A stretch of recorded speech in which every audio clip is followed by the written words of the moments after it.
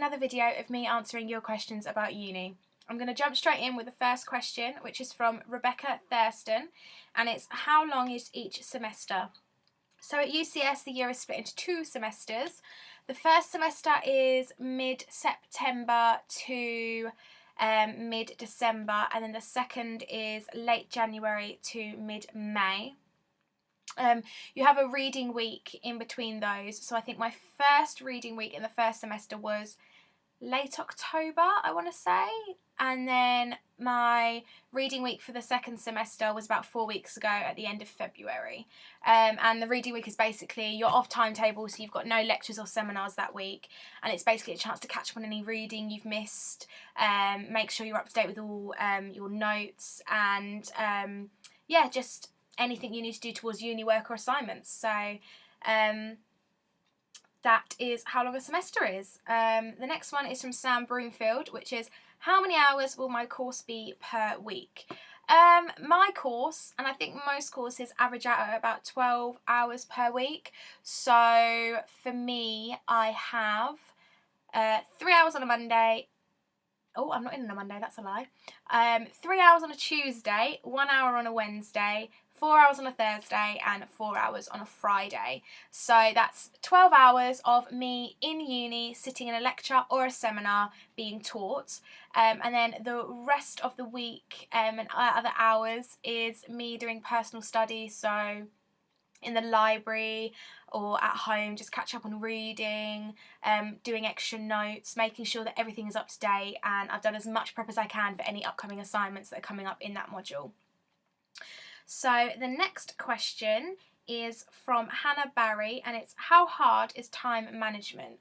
I think time management differs from person to person. I mean, at A level I had terrible time management, and as soon as I got up to uni I was like, right, I need to kick myself up the butt, make sure I've got good time management, because you have so much personal study time. Like I said, I only have 12 hours of actually structured taught lessons, and the rest is all down to me. So one thing I found really, really helpful was something actually one of my lecturers recommended, which was a weekly and yearly study timetable.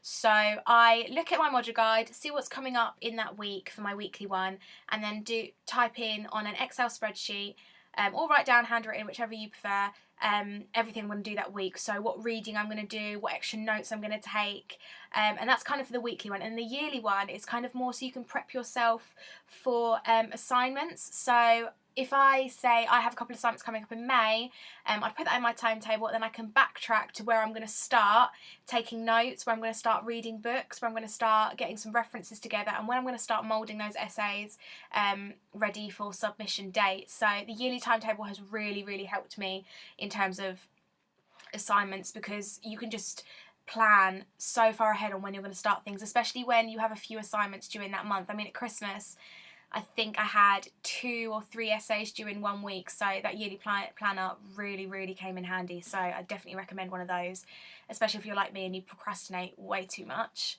The next question is from Paige Blastock, and it's how culturally, can't say that word, diverse is the uni? The uni is actually really culturally diverse. I know, especially on my course, there's a lot of international students. I've got quite a few students from around Europe, Portugal. I think one guy's from Sweden, and then I've got a girl in my class who's from South Africa, and things like that. So they've either come over specifically to study, or a few of them are mature students and they've moved to England and they are now choosing to study. So yeah, the uni on a whole is really culturally diverse actually, and it makes it really interesting, especially for my course as well, because in one of my modules we learn a lot about Europe, and it's interesting to get other people's perspectives on where they used to live or where they come from, on how their society works. So yeah, it's really interesting and it's really great to have. The next question is, I want to go into the police. Is it worth doing a criminology course, from Neil Lepetit? This is a tricky one, because generally the police, you don't actually need a qualification to get into it. I think They have their own entry exams, if I have researched that correctly. I do know the Met Police offer a graduate scheme programme, which I will leave a link below. But I think that getting a degree anyway is a really, really great thing. And if you're going into the police, I think criminology is a really great one to have, because you're learning about crime and its effect on society, and you are going to be dealing with criminals and seeing the consequence they have on society every day. So I think it's a really, really good thing to have. But I'll definitely leave a link to the graduate scheme below, which I think basically means you can go in at a higher level and work your way up quicker. So that's if you want to go into the force. But I do know of a lecturer at a different university that I went to view. He actually came back from a 6-week programme training up the Jamaican police. So I guess it depends whether you want to go down the route of training them or if you want to go down the route of being in the force. But I think it's definitely something to look into. But I will definitely leave the Met Police graduate scheme link below that you can have a look at and see if that's something you'd want to do after uni. So the next question is from Michael Mitchell, and it's, what are your options on taking a gap year?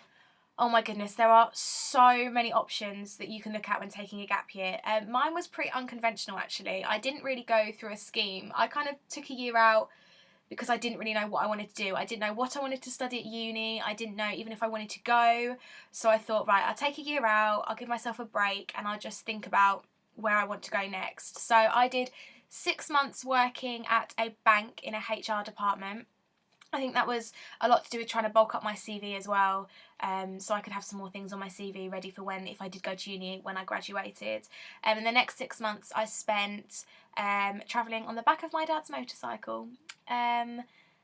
So we went to different races around the UK and actually went to Europe.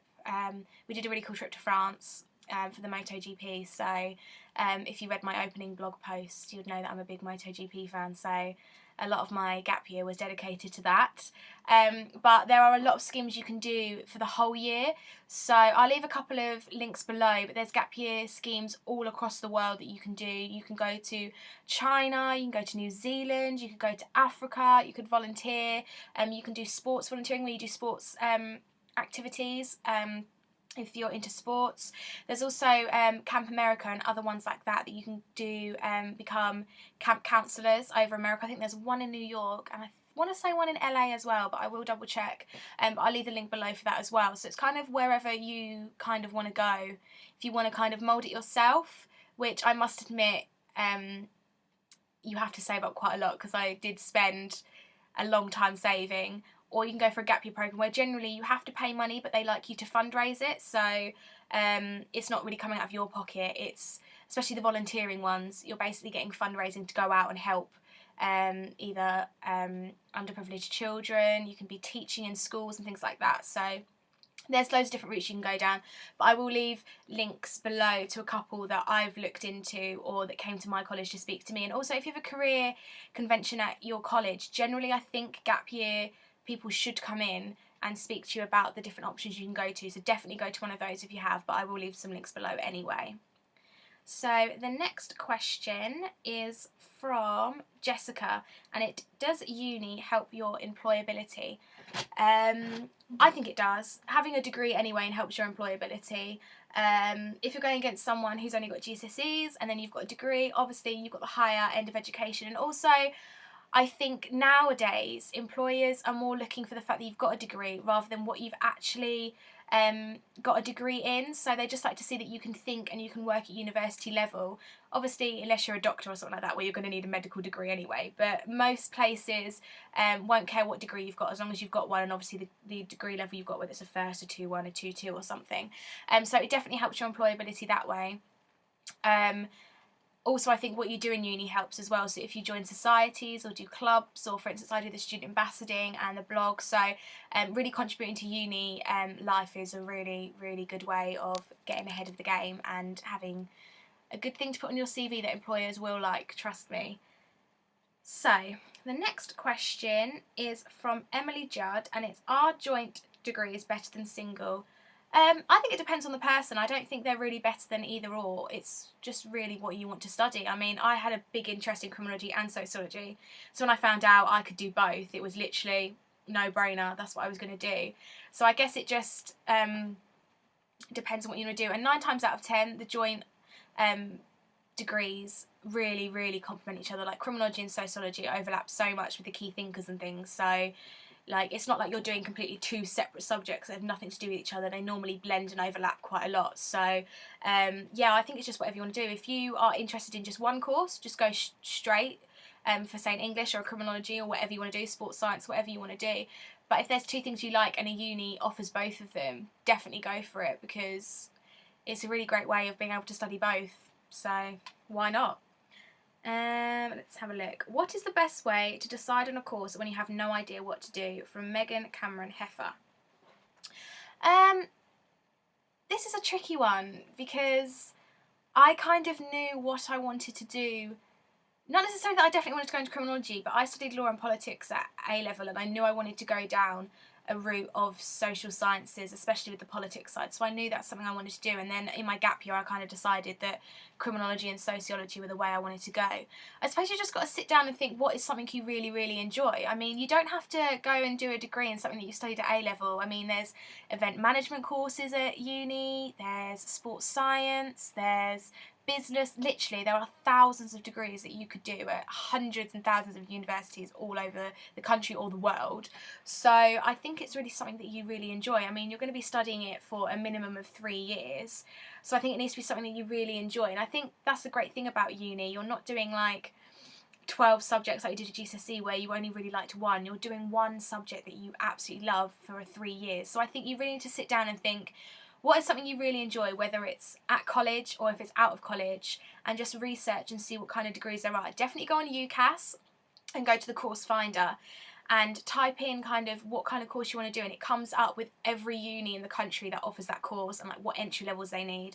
So I think it's really just a case of you sitting down and you thinking, okay, this is what I enjoy, let's see if they've got a degree in it, and if they do, great, you can apply for it. If not, then look and see if there's anything similar to it or something you want to do that you just really enjoy. So yeah, definitely something that you enjoy because it motivates you. Okay, the last question is a bit of a funny one, and it's, what is the most number of stripes that have ever been counted on a zebra? I don't really know, actually. I googled this, and I think an average zebra has about 43 stripes each side, if that helps. I can't say I've ever counted any stripes on a zebra. I used to work at a zoo, and I've never really counted how many stripes are on a zebra. So, but yeah, we'll go with the average zebra has about 43 stripes. If I find out, I'll leave it below for you. But on that note, that is the last of our questions. I really hope this has helped you and I haven't babbled at you for too long. I know this video is kind of a bit longer than the last one. I just can't seem to stop talking. Yeah, so any more questions you have, comment below or tweet at UCS Chatterbox, and me or one of the other guys will be happy to answer them for you. And yeah, I hope this has helped, and I will see you next time.